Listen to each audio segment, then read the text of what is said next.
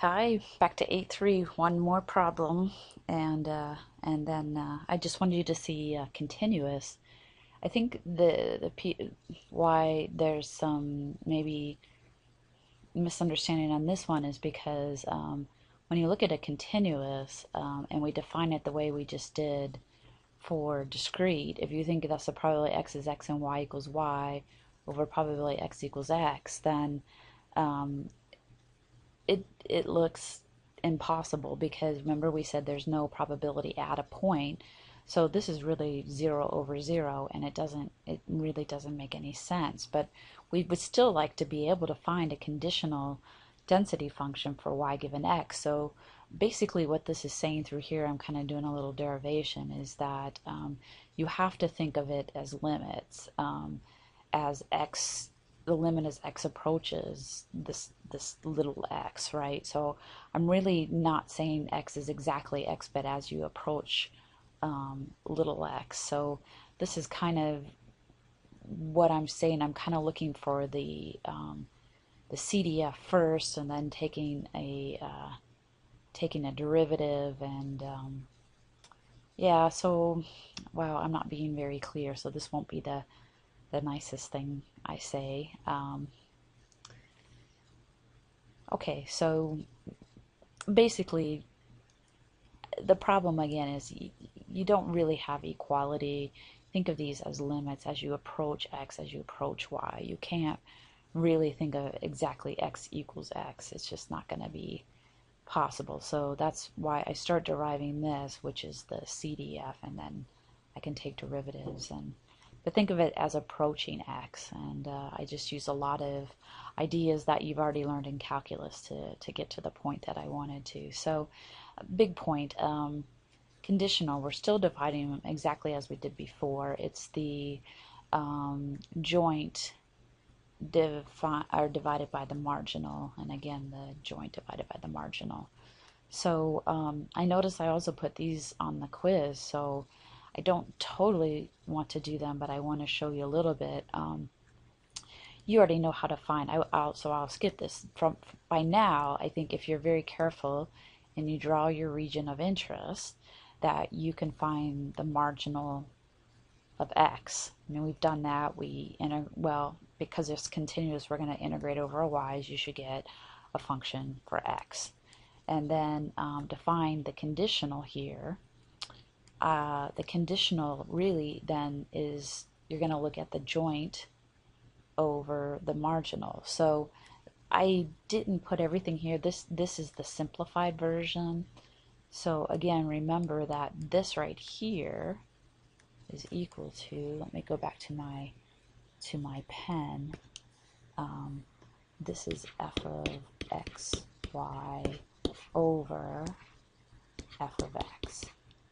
So in part A, you're finding f of x, and then you have this because you're given.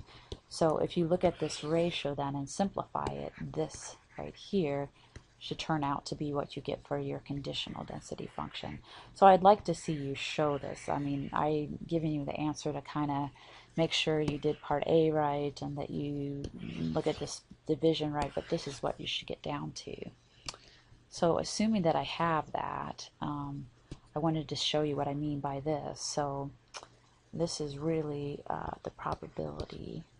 Well, I guess I don't need to rewrite that. You already see probability. Okay, so let's get rid of that. So what is, it would be nice to have, let's go back to pen, cancel that. Well, we already have f of y given x. So we want to look at now at f of y given x. Y given x is equal to 1.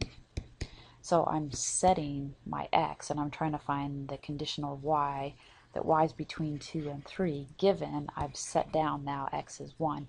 And again, not exactly x is 1 as x approaches 1.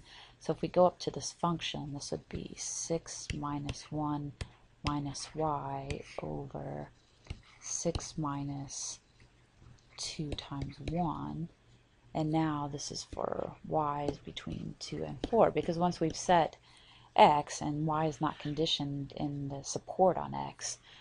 We've set x equals 1. X can be anything between 0 and 2. So when I set equals 1, if you want to even, of course I didn't draw the graph here, but imagine over this region of support, 0 to 2 to 2 to 4, I've set down now x is equal to 1, and y's range from 2 to 4. What's the probability y's between whatever I had in that question? I mean, here to here.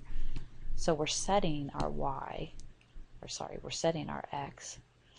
So this is just the function 5 minus y over 4, right, for 2 less than y less than 4. And for every x you put in, this is a valid, I mean, you can check this is a valid density function. That's what we were showing on the other page. I was showing you conditionals when I said we can show with a little proof that they're valid. They always are valid. So now what's the probability y is between 2 and 3? So now I'm just going to use this function. So probability 2 less than y less than 3 given x is equal to 1 is just the integral from 2 to 3 of 5 minus y over 4 dy. And I'll get a value. So that's equal to something.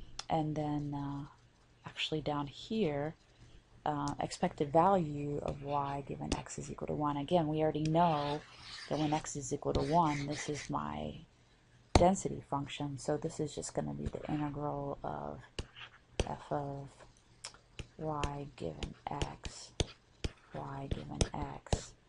times y and dy, and y's go from 2 to 4. So it even gets more interesting when you have x and y dependent on each other. I guess I don't have that even in this problem, so it's not that bad yet. So I'm going to leave 5 then, because that's on the quiz too, and just let me know if there's anything you'd like to see more of.